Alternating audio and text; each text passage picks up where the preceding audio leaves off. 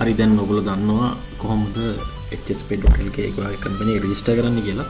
ඊට පස්සේ රෙජිස්ටර් වුණාට පස්සේ අපි මූලිකවම අපි කරන්න ඕනේ අපේ සේවකයන්ගේ තොරතුරු ටික ඇතුළත් කරගන්න එක තමයි කරන්න ඕනේ. ඉතින් අපි මුලින්ම බලමු සේවකයෙක් ඔයාගේ එම්ප්ලොයි කෙනෙක් කොහොමද මේ සිස්ටම් එකට ඇඩ් කරන්න කියලා. මේ වම් පැත්තේ තියෙන මෙනු එකෙන් ඔයා යන්න ඕනේ මෙතනින් එම්ප්ලොයි මැනේජ්මන්ට් සෙක්ෂන් එකට ගිහිල්ලා add new employee මේක ක්ලික් කරන්න. එතකොට ඔයාට එනවා අලුතෙන් එම්ප්ලොයි කෙනෙක් ඇඩ් කරගන්න ඕන වෙන තොරතුරු ටික. මේකෙදි EMP code, employee code එක, EPF, ETF number එක, tax ID එක මම එකම 3ක් පාවිච්චි කරනවා. දැනට එහෙම කරාට ගැටලුවක් නැහැ. මේක හදලා තියෙන ඉදිරි අප්ඩේට්ස් වලට එක්ක නමුත් අපි මූලිකවම අපි එකම නම්බර් එකකින් මේක කරගන්න පුළුවන්. මම මේ ටික දානවා. ඊට පස්සේ NIC නම්බර් එක දාන්න ඕනේ. මේක ටිකක් වැදගත්. මම මේකේ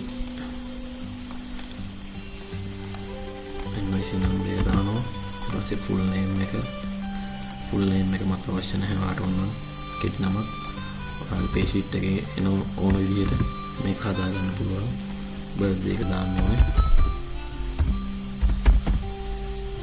ඊට පස්සේ address එක දාන්න ඕනේ.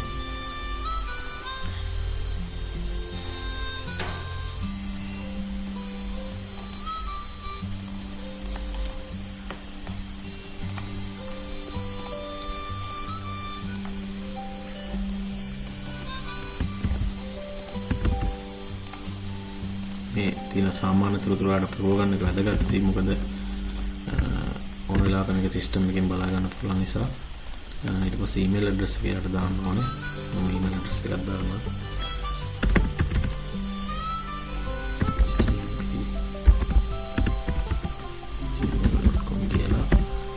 ඊළඟට මගේ බැංකුව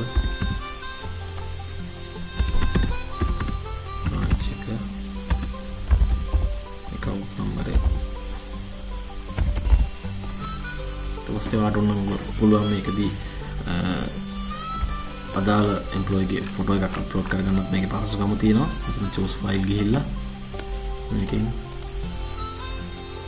ඔයා image එක අප්ලෝඩ් කරලා save කරන්න.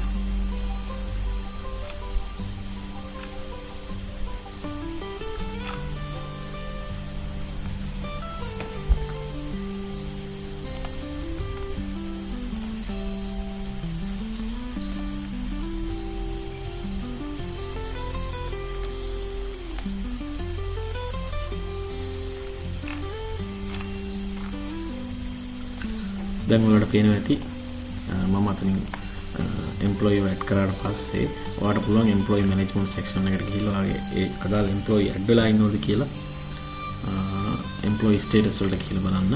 එතකොට මෙන්න මේ චාර්ජ් කෙනෙක් කෙනා මේ වගේ ස්ටේටස් මොකුත් නැහැ. මෙයා ඇඩ් වෙලා ඉන්නවා. හරි මෙයාගේ ෆොටෝ එකක් මෙතන තියෙනවා. අපි දාපු දොරටු ටික මෙතන මේ පෙන්නනවා. තාම අපි යාගේ පඩිය allowances deductions කිසිම දෙයක් ඇඩ් කරලා නැහැ. ඊට පස්සේ අපි මෙයාව ඇඩ් කරා මූලික වශයෙන් අපිට තියෙනවා මෙයාගේ ස්ටේටස් එක හදන්න. එතකොට අපි ස්ටේටස් එක මෙයාගේ හදන්න ඕනේ. මේ change කියන එක ක්ලික් කරලා මෙන්න මෙයා මෙදා ආවේ active කරලා එයා පළවෙනිම ආපු කෙනෙක් නිසා join වෙච්ච දාලා join වෙච්ච date එක මෙතන දාන්න ඕනේ. ඔයාලා remarks වලදී අවශ්‍ය දෙයක් තියෙනවා මෙතන දාගන්න පුළුවන්. දාලා මේක save කරන්න. ඒතර මෙයාට active joined කියන status එක පෙන්වනවා. අපි back to dashboard. ඒ විදිහට තමයි employee කෙනෙක්ගේ මූලිකවම තොරතුරු ටික ඇතුළත් කරලා එයාව මේකේ active employee කෙනෙක් විදිහට ඇතුළත් කරගන්න. මෙන්න active employees කියලා යාගේ අපි දාපු පළවෙනිම එක්කෙනා මෙතන පෙන්වනවා.